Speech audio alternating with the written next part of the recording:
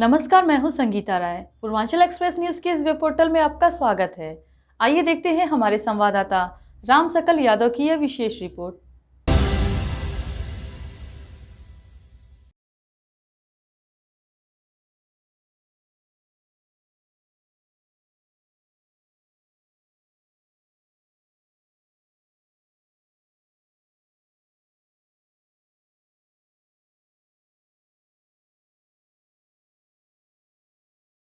आजमगढ़ जिले में उच्च शिक्षा से जुड़ी एक बड़ी खबर सामने आ रही है। महाराजा सुहेलदेव विश्वविद्यालय से संबद्ध सभी विद्यालयों की सम सेमेस्टर परीक्षाएं 21 अप्रैल से शुरू होने जा रही है। इसको लेकर शिवरी नेशनल पीजी कॉलेज में आयोजित प्रेस वार्ता में कुलपति प्रोफेसर संजीव कुमार ने साफ शब्दों में कहा कि छात्रों के समुचित संसाधनों के साथ परीक्षा की शुचिता बनाए रखना विश्वविद्यालय की सर्वोच्च प्राथमिकता है। कुलपति ने बताया कि परीक्षाएं 3 पालियों में आयोजित की जाएंगी, जिसमें पहली पाली में द्वितीय, दूसरी पाली में चतुर्थ और तीसरी पाली में छठे सेमेस्टर की परीक्षाएं कराई जाएंगी। जरूरत पड़ने पर समय सारणी की आंशिक बदलाव भी संभव है। उन्होंने छात्रों से अपील करते हुए कहा कि परीक्षा को लेकर किसी भी प्रकार का तनाव न ले, बल्कि इसे सामान्य शैक्षणिक प्रक्रिया का हिस्सा मानते हुए स्वस्थ और सकारात्मक मन से परीक्षा दें।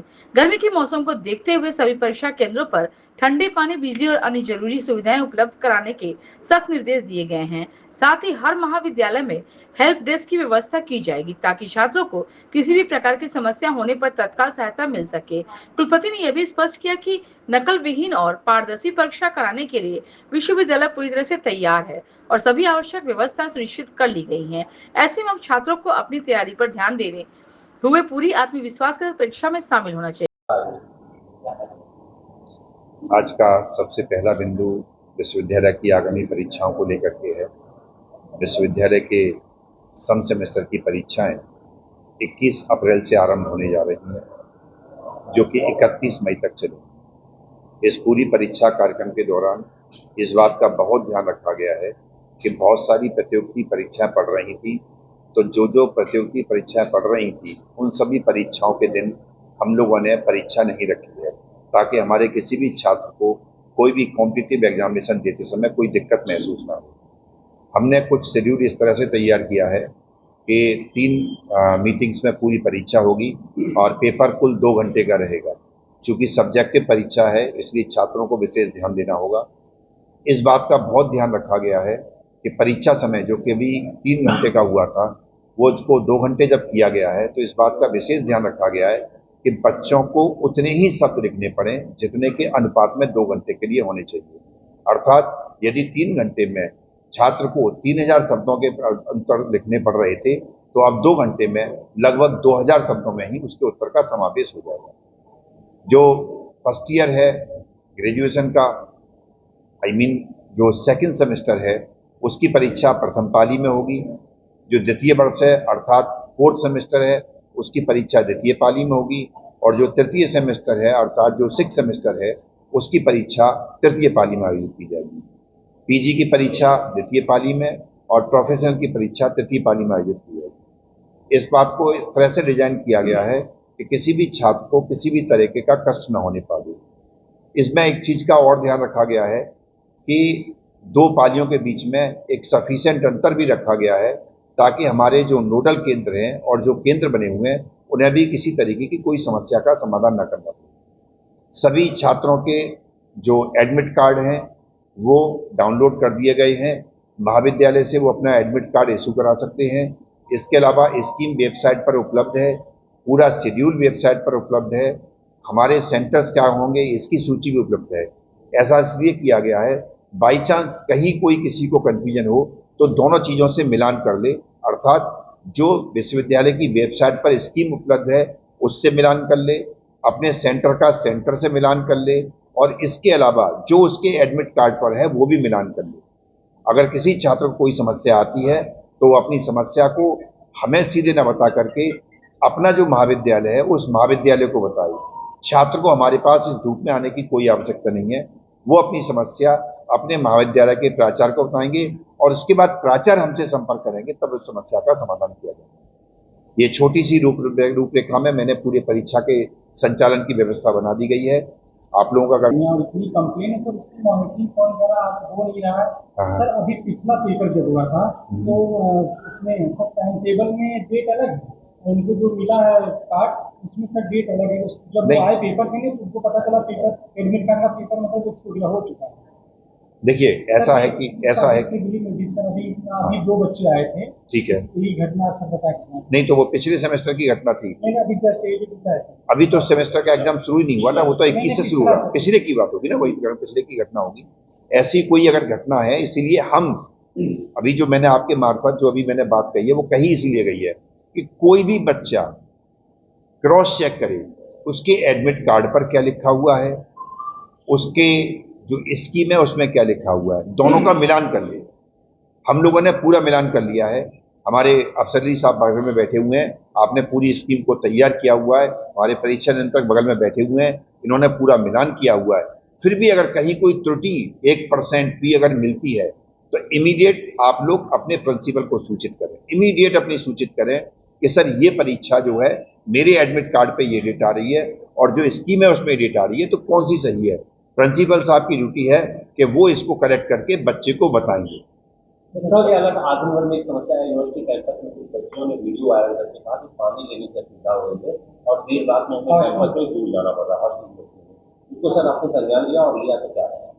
देखिए एक चीज मैं छोटी सी कहना चाहूंगा, मान के चलिए आंधी आ जाए या कोई भी चीज घटना घटित हो जाए, उसकी वजह से अगर मान के चलिए बिजली चली जाए और वो जो जेनसेट है वो नाइट आवर्स में चलता है, अगर बिजली चली गई थी तो बिजली विभाग ने लगभग 6 घंटे कटौती की थी ऊपर, जिसकी वजह से आरओ का पानी खत्म हो गया। जब पानी खत्म हुआ तो बच्चों ने बजाय वार्डन को कंप्लेन करने के या हमारे अधिकारी कंप्लेन करने के, वो लोग मेरे आवास पे पानी लेने आ गए।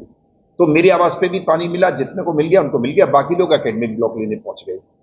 पानी सबको मिला, वो प्रॉब्लम नहीं थी। प्रॉब्लम जो सबसे बड़ी है वो ये है कि अगर कोई नेचुरल कोई चीज इस तरह की हो रही है तो उसके लिए थोड़ा सा बच्चों को इंतजार भी करना पड़ेगा। ये नहीं है कि घंटे भर पानी नहीं मिला और घंटे भर पानी में ही बच्चे परेशान हो गए, ऐसे नहीं करते हैं। दूसरी बात यह है, संज्ञान में लिया गया, तुरंत बड़ा आरओ का ऑर्डर कर दिया गया। इसके अलावा घड़े 50-50 लीटर के मंगाए गए हैं, जो कि हम कल या परसों में हॉस्टल में और एकेडमिक ब्लॉक में स्टैब्लिश कर रहे हैं। घड़े इसलिए मंगाए गए, देखिए आरओ की अपनी एक कैपेसिटी होती है, सबके घरों में आरओ है, आपके घर में छोटा आरओ है, मेरे यहाँ थोड़ा बड़ा आरओ लगा हुआ है, लेकिन उसकी एक कैपेसिटी है 20 लीटर की, 30 लीटर की, 50 लीटर की। अब बच्चे रह रहे तो 50 लीटर कभी तो खत्म होगा, अगर कंटिन्यूअस सप्लाई आ रही है तो खत्म नहीं होगा, लेकिन अगर सप्लाई बिजली की रुक जाएगी तो खत्म होगा। तो इसलिए हमने पैरेलल अरेंजमेंट करा दिया है, 50-50 लीटर के मटके भी मंगा लिए जो 1-2 दिन के अंदर रख जाए। बच्चों के लिए जा रहे हैं, देखिए बिल्कुल ये चीज आपने बहुत सही किया।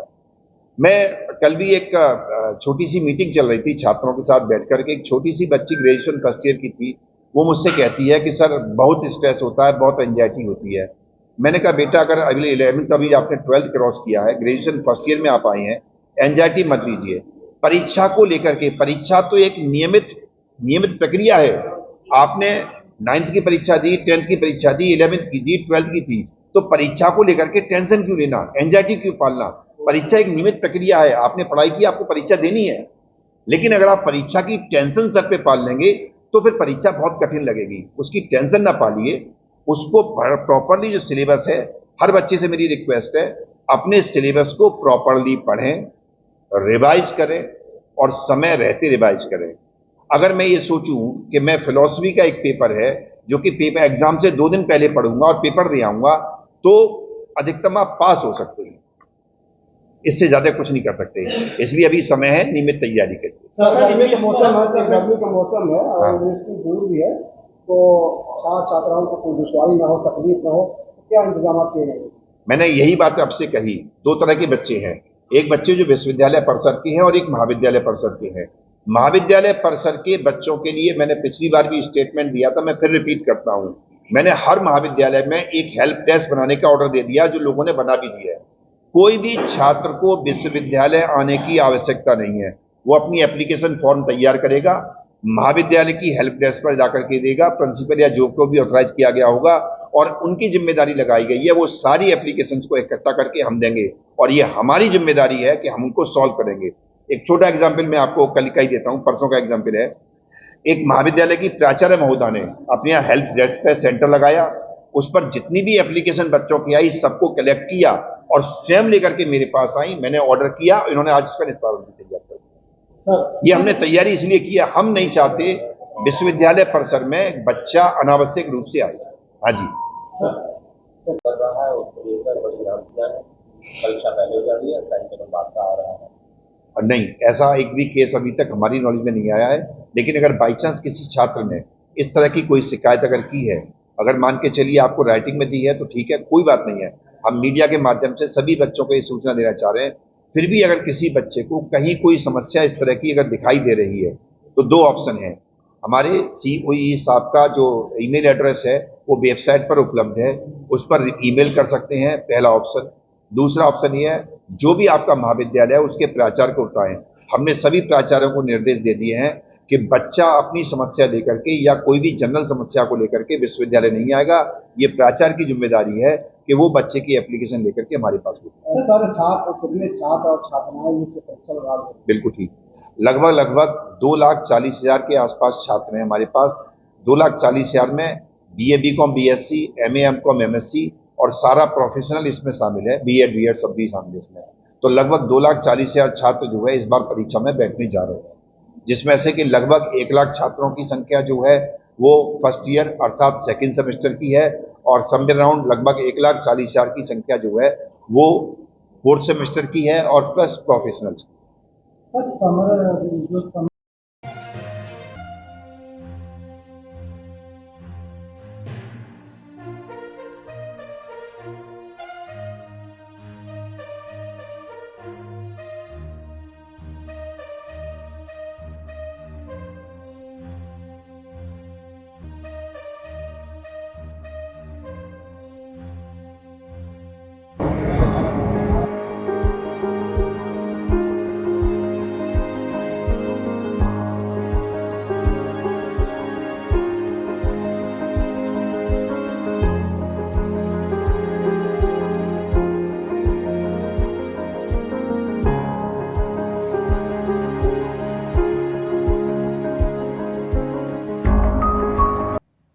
अगर आपको हमारी खबर पसंद आई हो तो हमारे चैनल को लाइक, सब्सक्राइब और शेयर जरूर करिए।